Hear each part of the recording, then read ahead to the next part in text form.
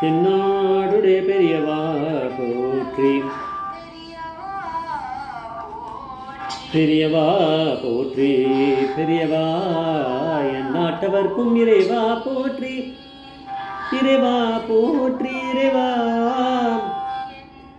சர்வஜா சர்வவியாபிவா பெரியவா சரணமாய பிறப்பருக்கும் மகா பெரியவா போற்றி, மாய பிறப்பருக்கும் மகா பெரியவா போற்றி.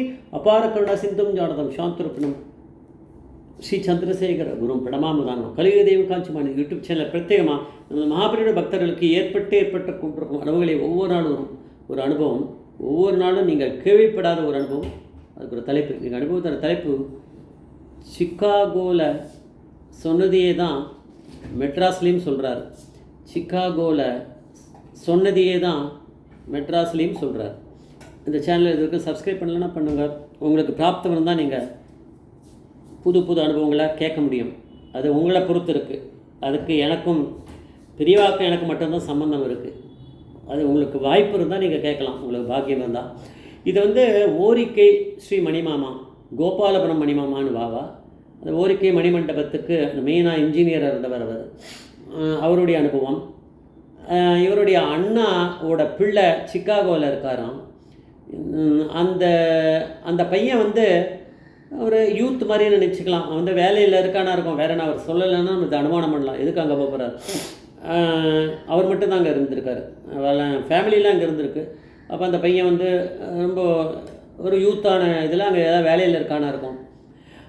அவனை பற்றி சொல்கிறார். அவன் வேஷ்டி கட்டிக்கிற பழக்கம் அவனுக்கு உண்டு. அதாவது இப்போ அட்லீஸ்ட் கோவிலுக்கு போனாவது வேஷ்டி கட்டின்னு போனோமே, அது நம்ம பாரம்பரியம், அதை மறக்கக்கூடாது. நிச்சயம் எந்த மதமாக இருந்தான், அதுவும் பிராமண பையன், அவன் கட்டின்னு போவான் போல இருக்குது கோவிலுக்கு நான் நினச்சிக்கிறேன். முக்கியமாக கோவிலுக்கு போவேன். ஆனால் அவன் வச்சுட்டு இருக்குது ஒரு 2 வேஷ்டி வச்சுருக்கான் போல இருக்குது. அந்த 2 வேஷ்டிலையுமே 4 முழமாக தான் இருக்கும் அவனுக்கு, ஏன்னா கல்யாணம் ஆகாதவன்.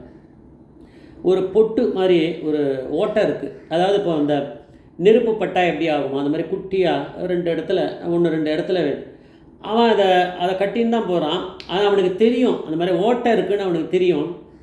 இருந்தாலும் அவன் கவலைப்படாமல் கட்டின்னு போகிறான்.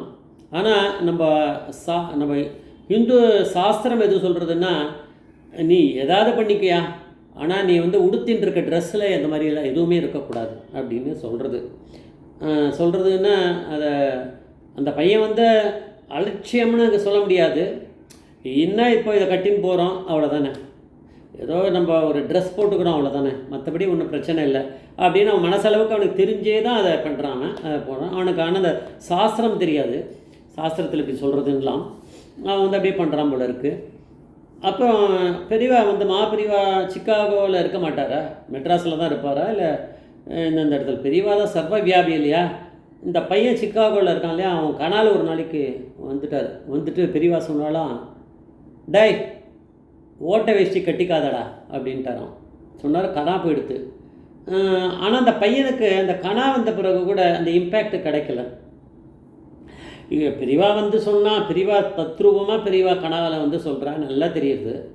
ஆனாலும் அந்த பையனுக்கு பெரியவா சொன்னதை மதிக்கக்கூடாதுன்றத எண்ணம்லாம் கிடையாது. அது கனால அதை இதை சொல்லியிருக்கார் சரி அப்படின்ட்டு அவன் பழையபடியே தான் பண்ணியிருக்காம. ஆனால் அதுக்கப்புறம் ஒரு 2 மாதத்தில் அவன் சென்னைக்கு மெட்ராஸ்க்கு வர வேண்டிய ஒரு நிர்பந்தம் வந்திருக்கான். அப்போ மெட்ராஸ்க்கு வந்த பிறகு பெரியவா அந்த டைம் ஸ்தூல ரூபமாக இருந்த சமயம். அப்போது 1994க்கு முன்னாடி நடந்த விஷயமா இருக்கும். பெரியவா 1994 ஜனவரி 8 தானே மகாசித்தியானார் அந்த பரமேஸ்வரன். இப்போவும் இருக்கார் பெரியவா. அதுக்கு முன்னாடி பெரியவா ஸ்தூல ரூபமாக இருந்திருக்காரு. இப்போ மெட்ராஸில் ஏதோ ஒரு இடத்துல தரிசனம் கொடுத்துருந்தாருன்னு சொல்கிறார் மணிமாமா. இந்த பையன் அங்கே போனானா பெரியவாளை தரிசனம் பண்ணுறதுக்கு. ஆனால் மனசுக்குள்ளே அவனுக்கு அந்த பழைய இன்சிடெண்ட்லாம் மறந்து போயிடுது. அதை நம்ம பார்க்கணும். பெரியவா ஞாபகப்படுத்தவும் வைப்பார், மறக்கிறதும் வைப்பார். அது ரெண்டுமே பெரியவா. அப்புறம் எப்படி பரமேஸ்வரன் சொல்கிறது, அவனுக்கு அப்போ எவ்வளோ பக்தி இருந்தால் தானே பெரியவாளை பார்க்க போவான். அப்போ பெரியவா கனாலே ஓட்டை இருக்க விஷயம் கட்டிக்காதலான்னு சொன்ன பிறகும் கட்டின்றவனுக்கு அது ஞாபகம் வரணுமே, வரல.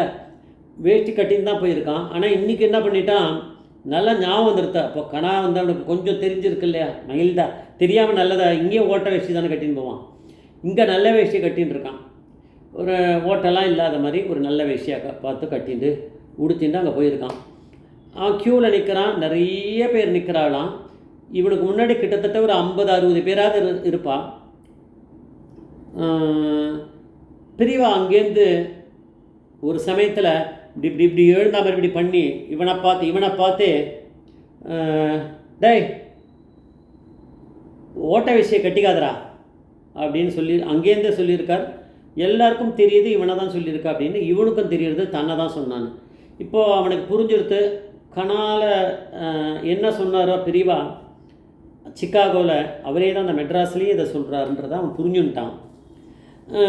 அதுக்கப்புறம் என்ன நடந்ததுன்றதை மணிமாமா சொல்லலை, அதனால் நானும் சொல்ல முடியாது.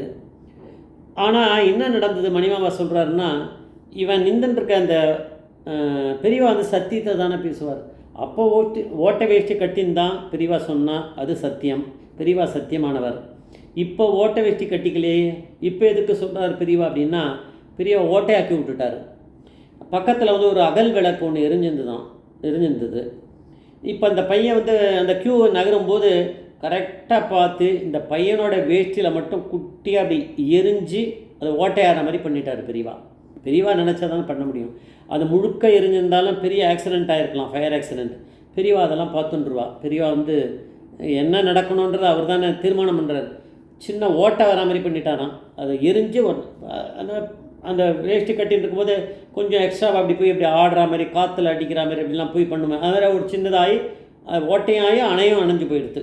இப்போ ஓட்டையை எடுத்ததுனால பெரியவா அங்கேருந்து கத்திருக்கா. இது அவனுக்கு தெரியாது. பெரியவாளை போய் தரிசனம் பண்ணால் பிரசாதம் வாங்கின்னு போயிருப்பான். இது அவர் சொல்லனாலும் எனக்கு தெரியுது.